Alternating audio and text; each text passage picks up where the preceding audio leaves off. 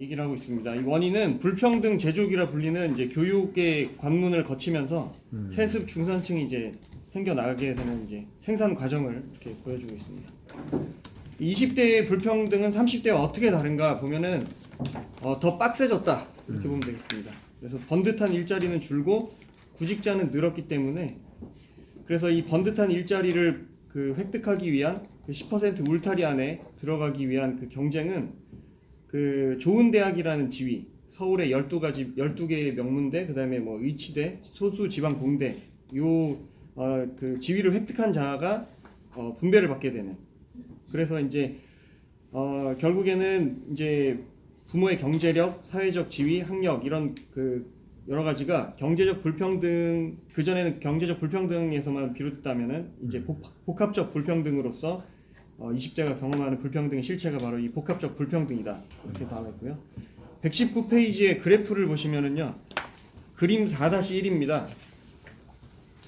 김영미 교수님이라는 분이 이제 그 부모의 사회 경제적 지위에 따른 서울 소재 대학 진학 비율을 2016년에 연구한 자료를 이렇게 여기에는 여러 가지 연구 자료들이 이렇게 인용이 돼 있어서 되게 좋았는데요. 이 그래프를 보시면은 부모의 사회 경제적 지위가 높아질수록 서울 4년제 대학 진학 비율이 높아지는데 30대의 기울기보다 20대의 기울기가 굉장히 가팔라집니다. 그리고 이 위에 있는 그래프를 남성과 여성으로 쪼갠 게 밑에 있는 그래프인데요. 이 밑에 있는 그래프를 보시면은 흥미로운 게 20대 여성은 위에 있는 20대 그 그래프와 비슷한 이런 그 가파른 기울기가 사회 경제적 지위로 이렇게 쭉 나타나는데 20대 남성을 보면은 부모의 사회 경제적 지위가 위로 올라가는데도 불구하고 꺾여요. 20대 남성이.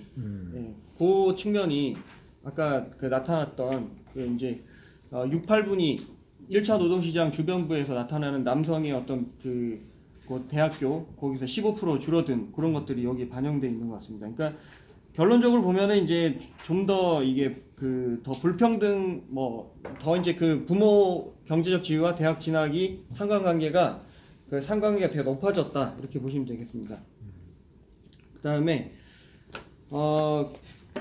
20대 남성이 이제 부모가 판매직 육체 노동자일 때 서울 4년제 대학 비율이 그게 더 또 낮아지고 20대 여성 하위 계층은 거의 불가능하다. 이렇게 지금 여기 그래프에도 보시면 20대 여성 하위 계층은 4년제 대학 진학이 오히려 더 되게 어려운 그런 상황에 되어 있습니다.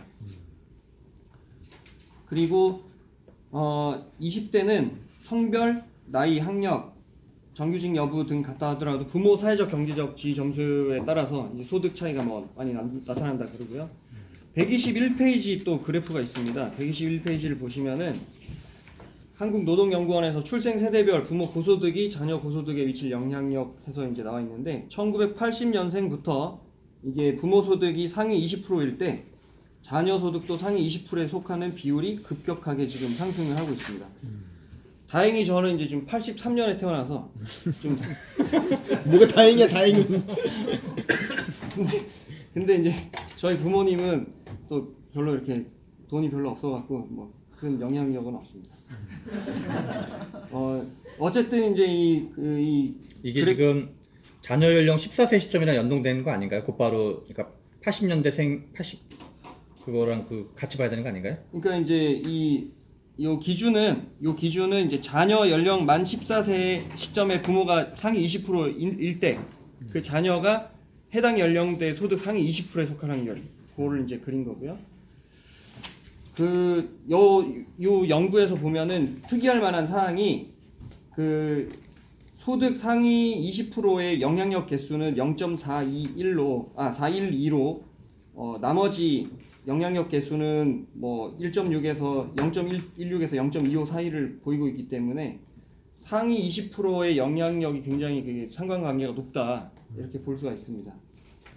그렇다 보니까 이게 다시 또 이제 교육에서 여기 이제 교육이 그러니까 좋은 일자리 분배의 핵심 이제 요소가 되고 그러다 보니까 이제 명문고 시스템이 다시 작동을 하고 있습니다. 그래서 이제 124페이지에 보면은 서울대 합격자 수가 많은 100대 고교 점유율을 이렇게 비교해 보면은 점선이 2005년이고 실선이 2015년인데 10년 사이에 앞에 있는 학교들이 점유율이 굉장히 높아졌습니다.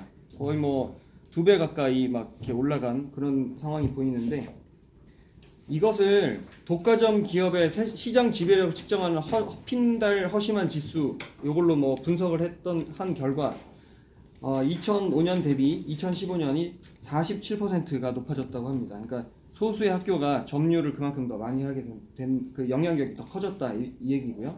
그래서 이제 중간층에 해당하는 학교가 없어지고 좋은 그 명문고, 아마 그 강남 이쪽일 텐데, 그 명문고에서 스카이나 뭐 이런 그 이제 진학이 높아지고, 아니면 지방은 지역 균형 선발이라고 해서 이제 특례 입학, 뭐 농어촌 특별 전형 이제 이런 거가 될 것 같습니다. 126페이지에 또 그래프를 보시면은 스카이 진학률과 중식 지원과의 관계를, 중식 지원 받는 학생, 즉 가정적으로 어려운 학생을 급식 얘기하는 거죠. 급식을 뭐 지원받는 학생 비율을 이렇게 보면은 스카이 진학률은 뚜렷한 음의 상관관계를 보이고 있습니다. 그러니까 스카이 진학률이 높을수록 이제 그런 지원을 덜 받는 애들이 많고요. 그 지원을 많이 받는 애들이 있을수록 이제 스카이 진학률은 떨어지고 그렇게 돼 있습니다. 그러니까 이거는 이제 이 결과인데, 그러면은 이게 어떻게 해서 이 격차가 비롯되느냐? 이 장이 좀 재밌습니다. 중산층 자녀의 인생을 설계합니다. 이게 이제 그 사교육 발전 역사를 쭉 나타나고 보이고 있는데요. 한국의 사교육 특구는 서울 대치동, 목동, 중계동, 은행 사거리 이런 데가 이 집적 효과, 혁신적인 사교육 기업과 우수한 노동력, 그리고 강대한 수요가 합쳐지면서 이게 이제 지방에는 없는 특별한 이제 그 효과를 나타내게 됩니다. 그래서 80년대 운동권 학번들이 호구지책으로 출발한 사교육 산업이 이게 이제 그 1992년에 이제 학원 수강이 허용되고 뭐 수능이 실시되고 하면서 이제 그 대학 시절에 고전과 사회과학 서적 읽고 체계적으로 학습, 토론 세미나를 반복한 운동권 출신에게 최적화된 입시 시스템이 이제 되었다고 합니다.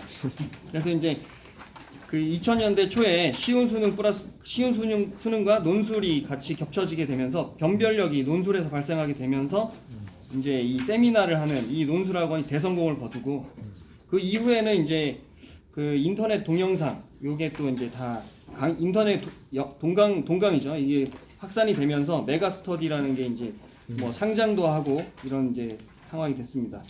그래서 이제 그 맞춤형 사교육이죠. 그러니까 대치동의 혁신, 그래갖고 이제 맞춤형 사교육과 전문화된 시스템. 그래서 이제 이렇게 하다 보니까 이제 심지어 어떻게까지 발전되냐면은 생활 관리와 입시 코치까지 하게 됩니다. 그래서 이제 스카이캐슬. 스카이캐슬의 어떤 뭐 얘기가 되는 이제 대오 교육 컨설팅이라는 데가 여기 나오는데요.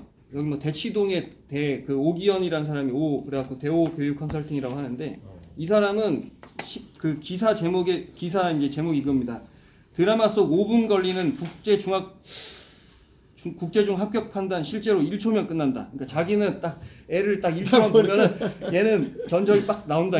그런 얘기를 하는 것 같더라고요.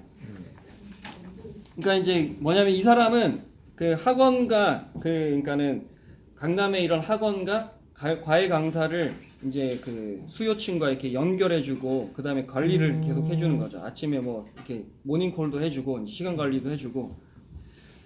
그렇게 해서 이제 처음 이 사교육이 계속 발전해 나가고, 처음에 이제 1세대 서울대 운동권 출신 강사는 이제 2세대 학부모 학원으로 이제 세대 교체가 됩니다.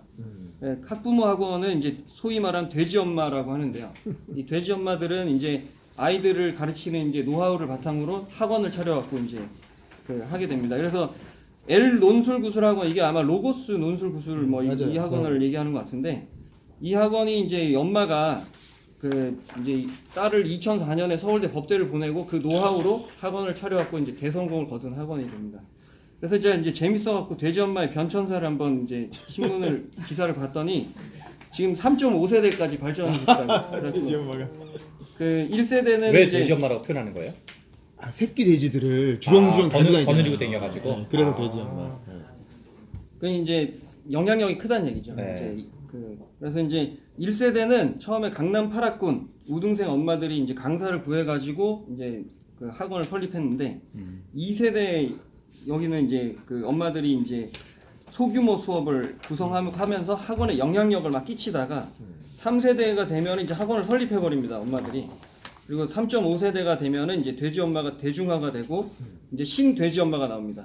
신돼지 엄마들은 이제 애들을 이제 영어 유치원, 영어 그 학원 영재 교육을 시키고 이런 거죠. 왜냐하면 IMF를 겪으면서 강남도 단순히 이제 대기업 뭐 명문대 여기를 이걸로는 기업이 애기 인생을 책임을 못 져준다. 이걸 이제 조직이 생활 얘를 책임 못 진다. 이거를 이제 깨닫고 애들을 이제 그 의사를 만들거나 아니면 외국으로 보내버립니다. 네. 그래서 이제 영어 신돼지 엄마가 이렇게 나타나게 된 거죠.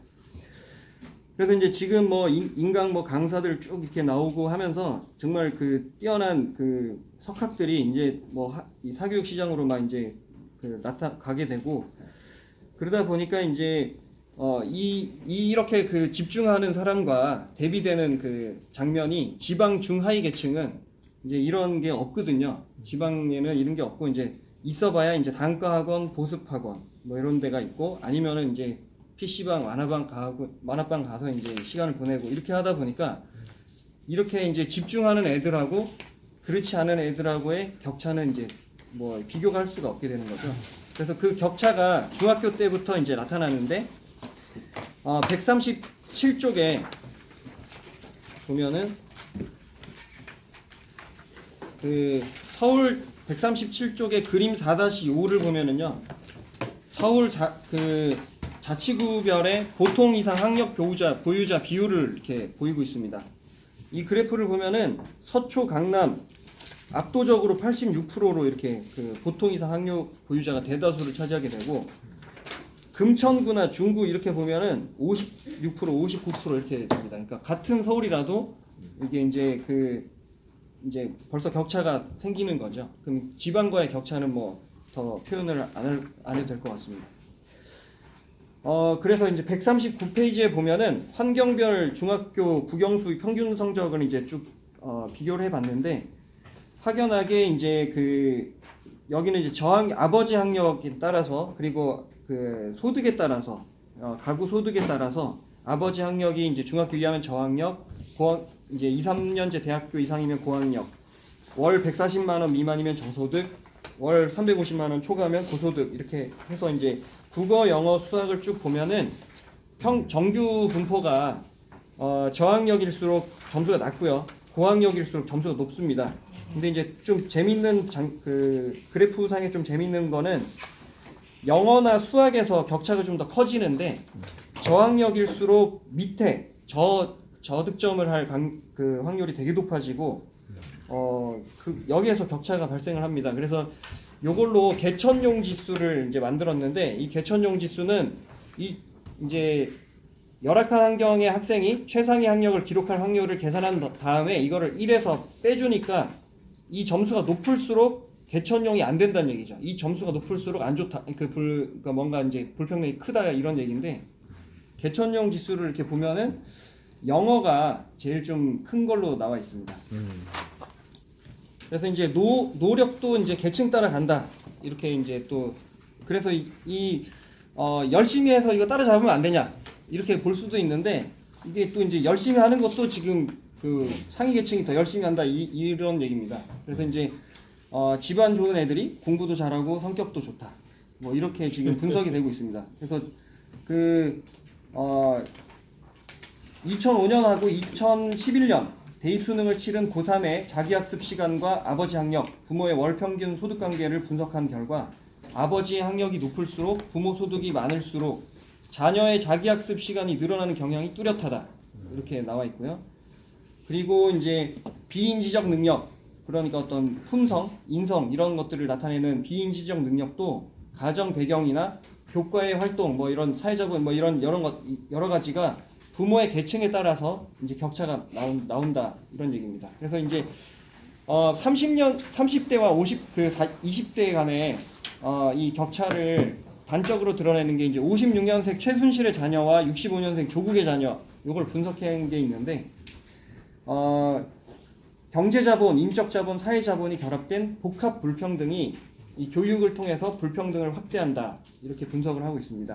그래서 이제 최순실의 자녀는 단순히 이제 강남 빌딩을 가진 못 배운 졸부인 최순실의 자녀, 돈만 차이가 나는 건데 조국의 자녀는 이게 이제 건설업체 집안 장남의 서울대 법대학력의 서울대 교수에다가 운동권 인맥, 인적자본, 사회자본 이런 두루 이제 가진 교양 있고 깨우친 중상위층이기 때문에 여기에서 이제 어떤 경제, 인적, 사회자본이 결합된 이제 복합 불평등으로 이제 격차가 지금 더 커질 수가 있다. 뭐 이제 이런 얘기를 하는 것 같습니다.